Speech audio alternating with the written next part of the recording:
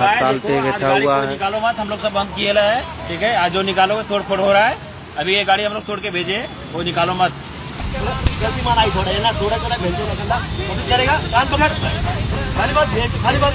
पुन्हा जर मराठीचा विरोध केला ना कुत्र्यागत मारेन प्रत्येकाला थांबतोय. पार्किंग नाही आहे यहाँ पे. पार्किंग नाही तर तुमच्या तिकडे जाऊन इथं ना लावायच्या गाड्या समजलं का. नाही मराठी भाषेला विरोध केला घरात घुसून मारणार. गावाला जायचं.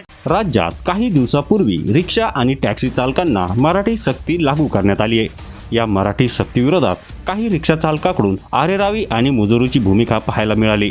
आता या विरोधात मनसेनी आक्रमक भूमिका घेतली आहे. मराठी विरोधात काही परप्रांतीय रिक्षा चालकांनी मराठी रिक्षा चालकांना शिवीगाळ करत दमदाटी केली होती. तो व्हिडिओ व्हायरल झाल्यानंतर मनसेच्या कार्यकर्त्यांनी त्याच ठिकाणी जात पहिले त्या मुजोर परप्रांतीय रिक्षा चालकांना आपल्या स्टाईलमध्ये धडा शिकवला.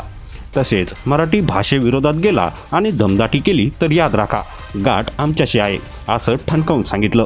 तालते बैठा हुआ है। निकालो मत, हम लोग सब बंद किए है। ठीक है, आज जो निकालोगे तोड़ फोड़ हो रहा है। अभी ये गाड़ी हम लोग तोड़ के भेजे, वो निकालो मत। गलती मानाई थोड़ा ना सोडा चला भेजो ना करेगा कान पकड़ खाली बस खाली बस दूसरी बार करते ना मार तो नहीं मारो. हा व्यक्ती का रिक्षावाला अंकुर गार्डन कॉलनीच्या रोडला स्वस्तिक पार्क हा बोलला की रिक्षा तोडून माणसाला मराठी माणसं रिक्षा तोडून पुन्हा चालून देणार ना. दादागिरी बाता करत होता.